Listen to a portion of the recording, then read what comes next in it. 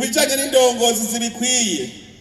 Ijambo ry'Imana ritubwira ko abakwiye gutorwa boba dufatiye ku mpanuro Yetiro yashikirije Musa mu gitabo cy'ihunguka.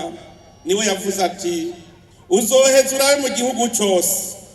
Ndasubiramo ngo uzoheza urabe mu gihugu cyose, si mu ntara imwe. Ngo uzoheza urabe mu gihugu cyose abagabo b'intwari bubaha Imana, bakunda ukuri, batarya igiturire, ubagene bababere abakuru.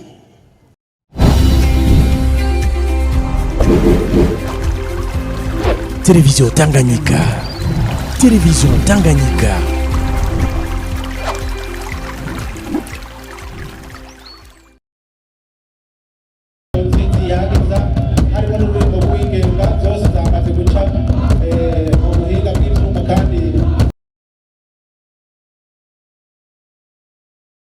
Imana se umukama wacu Yesu Kristo nihezagirwe. Nene nahazwe yagarukiye abarundi igihe bari mu mwiheburo, igihe abasi b'igihugu bacu umutwe demokrasi.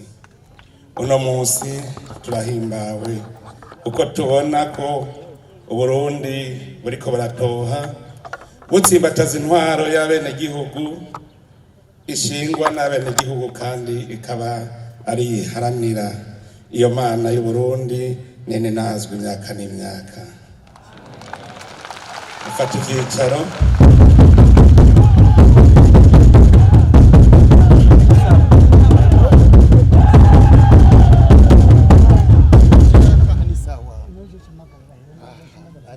Nyakubahwa mwese mukoraniye ngaha, duhere ku ndongozi ziserukira inzego z'igihugu, inama nshingamateka, urwego nshingwabikorwa rw'igihugu hamwe n'urwego rw'ubutungane. Kandi twongere turamutse na mwebwe mwaje muserukira inzego zo kwivuna basi n'umutekano. Namwe banyakubahwa murongoye imigambwe muri n'abanywanyi b'indi migambwe n'andi mashirahamwe y'abene gihugu, umwe wese mwiteka Imana yamuhaye. Na nyakubahwa mwaje muserukira ibihugu byanyu n'amashirahamwe mpuzamakungu, umwe wese mu cubahiro Imana yamuhaye.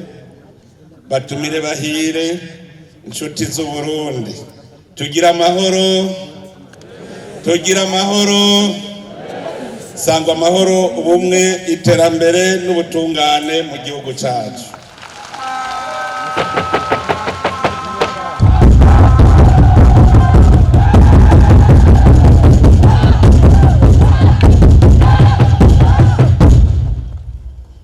Nguguriwe neza ntiyongeza. Umuntu atagize ikigumbagumba c'umunezero yoba ari umuntu atampuwe afitiye igihugu cyacu. Uwagiye yarihuse, uwaravye nawe arabona.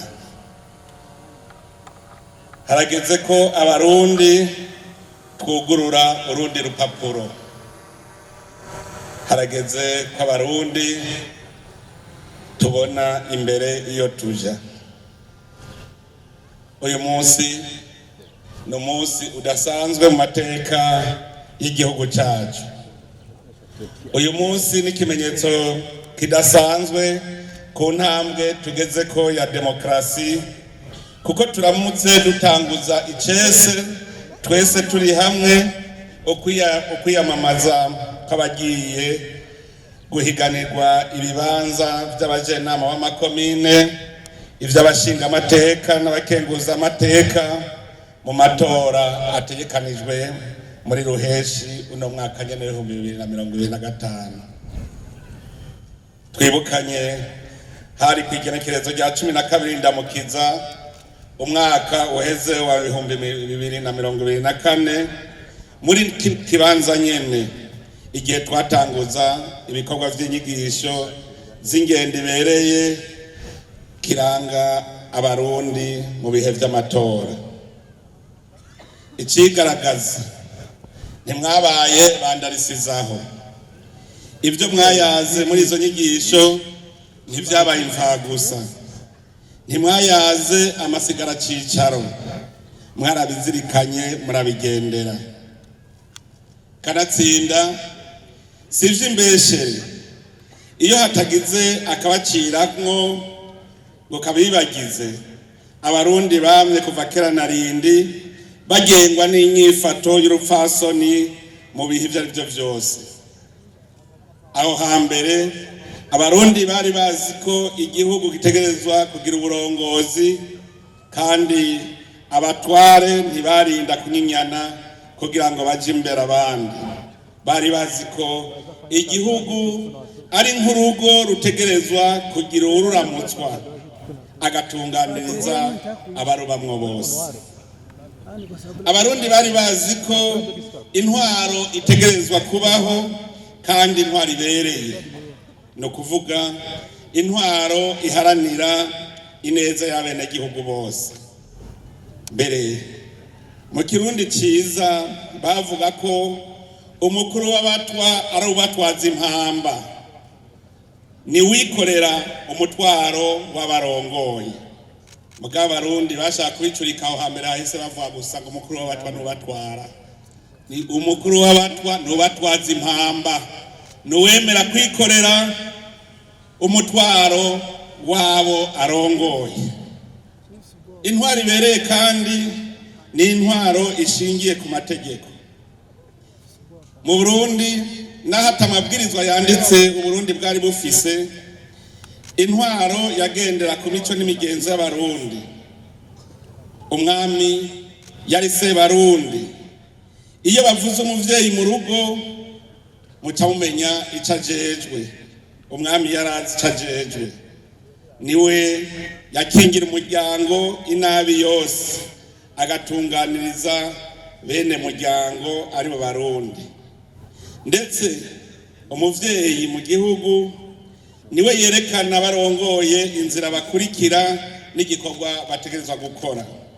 Nico gituma bavuga ko atampumyi irongora iyindi, hategerezwa kuba imboneza mu gihugu. Umwami kandi yagirwa n'abagabo. Muri ico kiringo tubitegere neza, ijambo umugabo ntivyasigura gusa umugabo afise umugore. Umugabo yabaruzi guhangana n'ibibazo, akaba ari naco gituma bavuga bati umugabo ntatwagwa n'uruzi, abatwawe n'urubanza.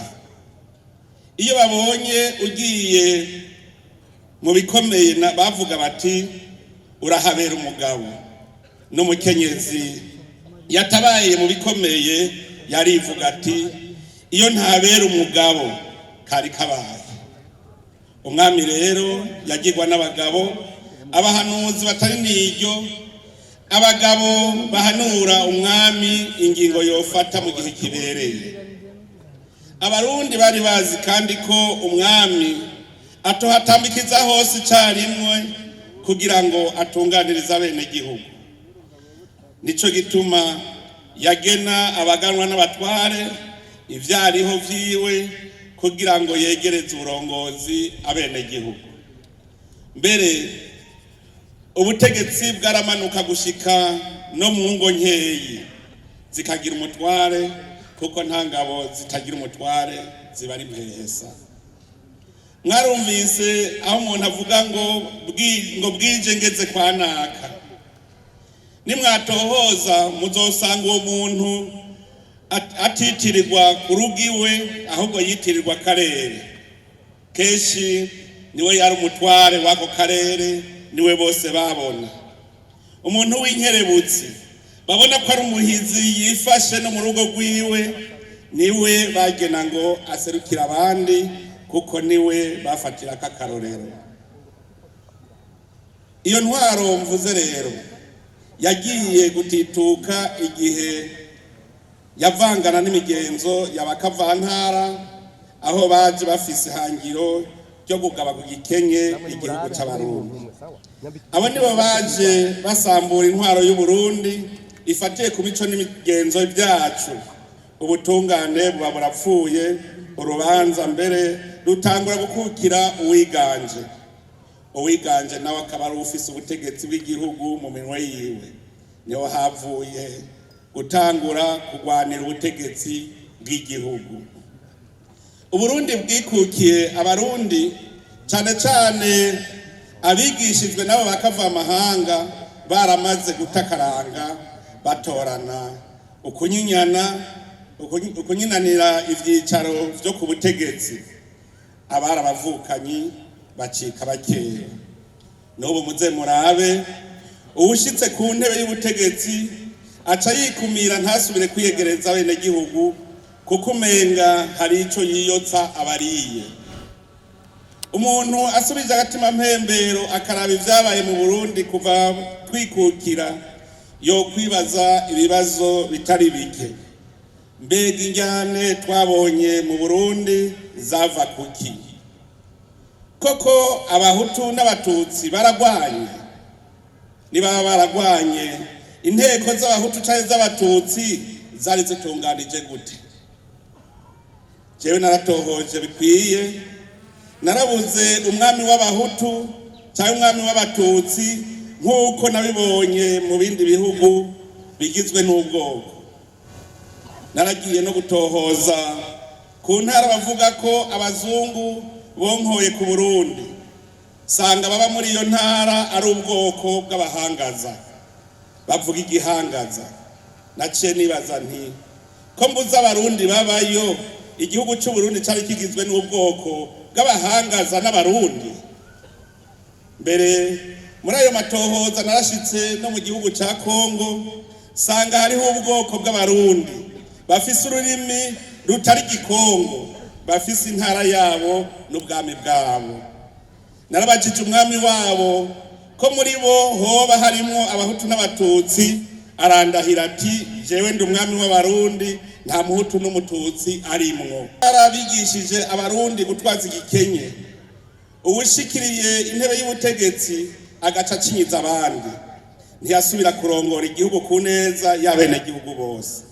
Nico gituma banyinyana kugira ngo uhashitse aca abo wica agakiza nk'uko umukoroni yabigenza. Abanyinanira ubutegetsi hagize ubushikako yacarondera gucuvya ababona ko bakanura, bohava bamurabira mu isahani igihe yigaruriye itunga rusangi. Kwigarurira itunga rusangi navyo bikaba biciye kubiri n'intwari ibereye, intwari iharanira neza y'abenegihugu. Gusubira gutunganya intwaro y'igihugu ibereye abenegihugu Burundi yabaye indya igamira abarundi cyane cyane abize amashuri menshi. Ibi ndabivuze kuko usuzumye neza inyifato y'abo bize amashuri menshi, ugiye kwiga wamengo agiye konka ururimi rwo kurya ivy'abenegihugu atacamira. Urose urupapuro rw'umutsindo wamenga ni murekarengane aje kurya igihugu, akibagira ko ivy'igihugu ari ivy'abarundi bose. N'ubu turiko turavuga hariho abagifise ako gatima inyuma y'imyaka 63 Uburundi bwikukiye. Mu bize benshi vyarabananiye gutegera ko umugabo ari urya ikiremve acira sheko. Iyo umuntu ari ivy'igihugu agahembwa impembo ata kintu kiboneka yakoze, bitera inzigo bene vyo cane cane ababona ko ico kibanza arimwo nabo kitobaroka. Abatize bobo baca bituna bugatondera. Ni ngaho havuye injyane, abize bashitse mu bibanza bagatoteza abize basigaye inyuma. Nico gituma mwumva mu gihe ca Frodebu yagendera ku civugo ngo nta mwana n'ikinono dusabikanye.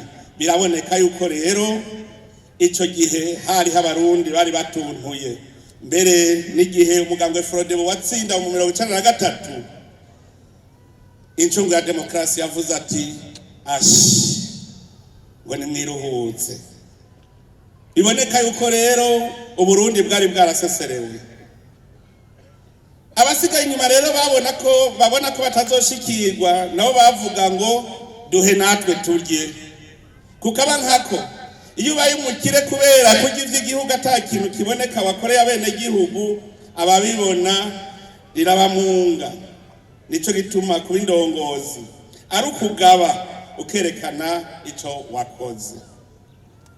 Barundi mwese bavukanyi, izi nkomoko z'injyane mu ncabwenge ntizashikiye abarundi gusa, akari mu mpene kari no mu ntama n'ahandi vyarabaye. Ariko aho kuryana abandi baguma bicarana bagatora umuti w'imvo z'injyane. Umuti batoye niwo muti natwe twatanguye kunywa. Ubwa mbere uratururira, ariko ubu turatanguye kumenyera. Ni intwaro ya demokrasi. Demokrasi nkuko tuyumva tukayitegera n'umuti mwiza wo gukiza ingwara ituma abanyepolitike bamana ntaryo bariko barajyana. Demokrasi ituma bene gihugu bitorera indongozi babona zibushitse ziharanira neza ya bose. Kubijanye n'indongozi zibikwiye, ijambo ry'Imana ritubwira ko abakwiye gutorwa boba, dufatiye ku mpanuro Yetiro yashikirije Musa mu gitabo cy'ihunguka, niwe yavuze ati uzoheza urabe mu gihugu cyose. Ndasubiramo ngo uzoheza urabe mu gihugu cyose, si mu ntara imwe. Ngo uzoheza urabe mu gihugu cyose abagabo b'intwari bubaha Imana, bakunda ukuri, batarya igiturire, ubagene bababere abakuru.